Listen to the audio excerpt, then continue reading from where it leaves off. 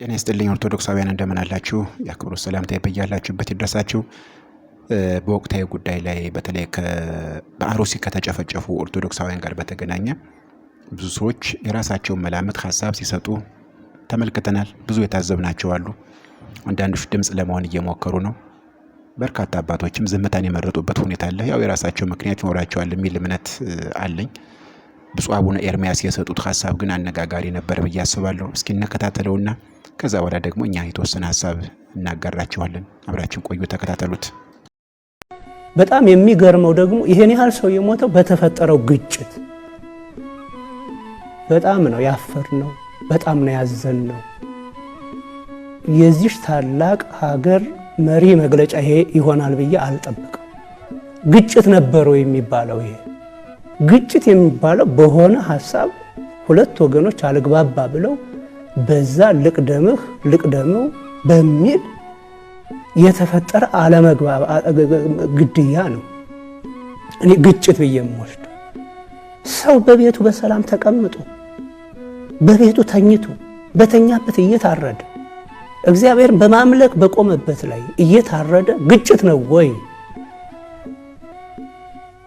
ክቡር ጠቅላይ ሚኒስትራችን ይህንን ህዝብ የተዳፈነ መግለጫ በመስጠት አቃለውታል።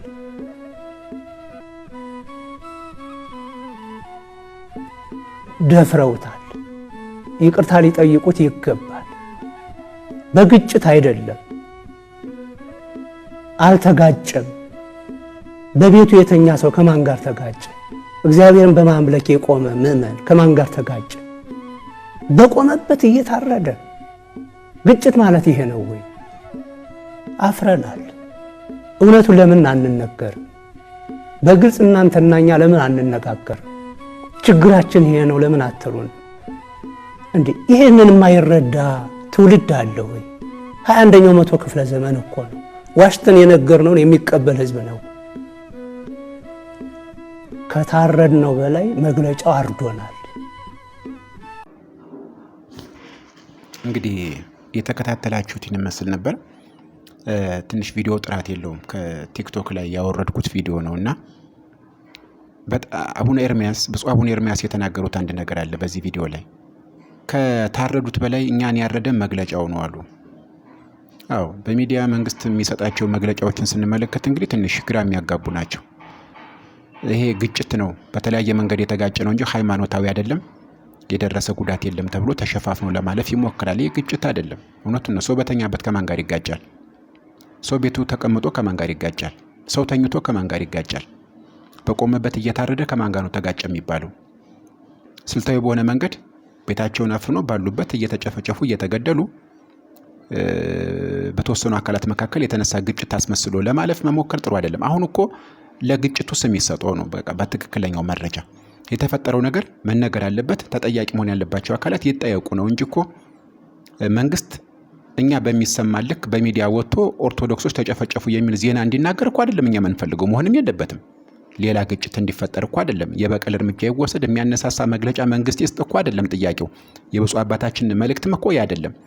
መንግስት እርምጃ ይወሰድ ነው። በትክክል ኦርቶዶክሳውያን ላይ ጥቃት እንደተፈጸመ እውቅና ይስጠው ነው። ከዛ ተጠያቂነት ይምጣ ነው። ከዛ ቀጣይ እንዲህ ያለ ችግር እንዳይፈጠር መንግስት ባለቤትነት ሆኖ ስራውን ይስራ ነው። ግዴታው ስለሆነ እየሆነ ነው። አንዳንዴ ሆን ተብሎ የሚደረግ ይመስላል። መንግስት ከዚህ ምን ሊያተርፍ እንደሆነ አይገባንም ብሏል። እውነት ነው። እዛ አካባቢ ላይ በተለይ የኦርቶዶክስ መኖሪያ እንዲሆን የተፈለገ አይመስልም። አሩሲ የተለየ ነው። ምን እንደታሰበ አናቅ። ዛሬ እኮ አይደለም። ብዙዎች ዘግናኝ በሆነ መንገድ አባቶች መስዋዕትነት ከፍለዋል። ከህመሙ በላይ እንዳሉት መግለጫው፣ ከህመሙ በላይ ደግሞ በርካታ አባቶችም ዝምታ መርጠዋል።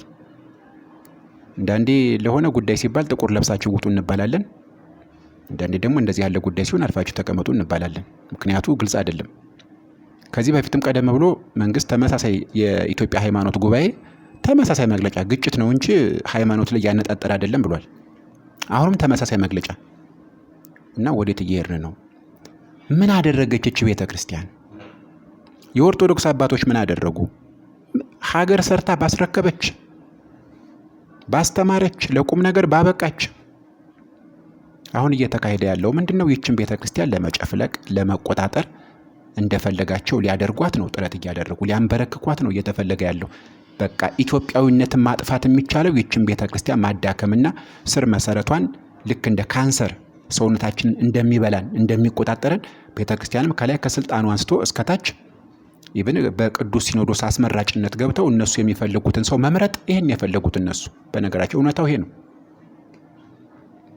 ዛሬ የኦርቶዶክስ ልጆች ማንቸስተር አርሰናል እያሉ አርሰናል ተሸነፈ ራት አልበላም እያሉ እያለቀሱ የሚተኙ ሰዎች እንዳሉ እናውቃለን። ጎረቤት ወንድሞቻችን። ይሄ የአሩሲው ግጭት የእናቶች አባቶች የክርስቲያኑን መሞት ምን ያህል እየተሰማን እንደሆነ ፈጣሪ ይወቀው። መቼ ዘራፍ ብሎ መቼ ለሃይማኖቱ እንደሚነሳ ምእመኑ አይታወቅም። ዝምታ መርጧል። ዝምታ። እዛ ጋ ይታረዳል፣ እዚህ ጋ ደግሞ ነጭ እየለበስን አካኪ ዘራፍ እንላለን። ከበሮ መደለዝ መዝለል ህይወታችን ሆኗል። ለቅሶ ከዓይናችን ጠፋ፣ ሐዘን ከውስጣችን ጠፋ። ማዘን አቃተን። የሰዎች ሞት አልሰማን አለ ውስጣችን ራሱ። ምን አይነት የሃይማኖት ተከታይ እንደሆነ ራሱ ያሳዝናል። አንዳንዴ ንግስ እየተባለ በቃ መዝለል ነው። ይሄን ከበሮ ይዞ በቃ ነጠላ ለብሶ መመላለስ ነው። ነጠላ የሚያስለብስ ነጭ ነጠላ የሚያስለብስ እኮ ጊዜ አልነበረም። ሁላችንም ጥቁር ለብሰን ነበር ቤተክርስቲያን መሄድ የነበረብን። ጥቁር ነው መለበስ ያለበት፣ አመድ ነው መነስነስ ያለበት እንደ ነነዌ ሰዎች። በዛ ልክ ወደ ፈጣሪ እየተመለስን ነው አይደለም። ለምን? አስመሳዮች ስለሆን፣ ለምን? ውሸታሞች ስለሆን፣ የውሸት ስለሆነ ጉዟችን ሁሉ መመላለሳችን ሁሉ የውሸት ስለሆነ 30 ገዳም እንዞራለን፣ 30 ቤተክርስቲያን እንዞራለን። ነጭ ለብሰን አምሮብን በቃ ነጭ ሆነን ከላይ እስከታች እንዞራለን። ያ ነው መሆን የነበረበት። ጥቁር የሚያስለበስ ጊዜ ነው፣ የሚያስለቅስ ጊዜ ነው። አመድ ላይ የሚያስነሰንስ መሬት ላይ እየተንከባለሉ እናቶች አባቶች የሚጸልዩበት ጊዜ ነበር። ይሄ ግን ምን እየተደረገ ነው? ሰበብ እየፈጠሩ ከበሮ እየያዙ መደለዝ መዝለል።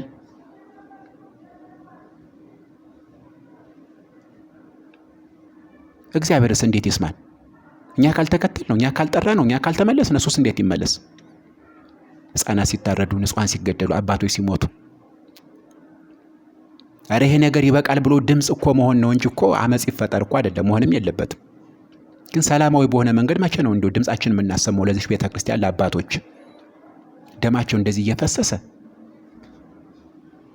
አባታችን እንዳሉት በቁማቸው እየታረዱ ቤት ውስጥ እያሉ እየታረዱ የሚደረገው ነገር ሁሉ እየተሸፋፈነ እየተደበቀ እየቀረ ታሪክ እየተደመሰሰ እስከ መቼ? እኛ እኮ አንድ ምን ሆነ ይህች ቤተክርስቲያን እኮ ታላቅ ናት እኮ ተአምር እኮ ትፈጥራለች እኮ። እያደረግነው ነው። ድምጽ እየሆነ ነው ለሚሞቱ። ፈጣሪ ምላሽ ይስጠን። ለዚህች ሀገር ፈጣሪ ምላሽ ይስጥ፣ ፍርድ ይስጥ። ሁሉም የእጁን ያገኛል። አምላክ ይፈርዳል።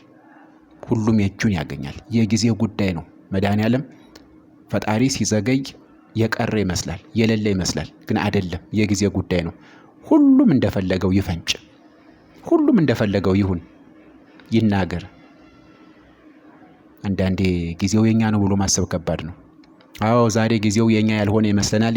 ዝቅ የተደረግን የተጎዳን ሊመስለን ይችላል። ግን ከላይ ሆኖ እግዚአብሔር አምላክ ይመለከታል። በእስራኤል ሲሰቃዩ እስራኤላውያን ፈጣሪ ከዛ መከራ አስወጥቷቸዋል። ከገባንበት መከራ የሚያወጣን ፈጣሪ ነው።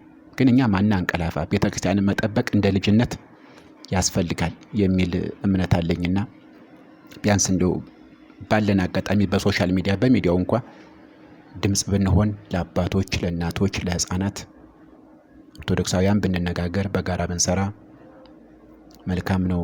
ዘላቂ የሆነ መፍትሄም ፈጣሪ እንዲመጣ ያግዘናልና ለኛም ዛሬ ሰላማዊ በሆነ አካባቢ ላለን ሰዎች ልብ ይስጠን።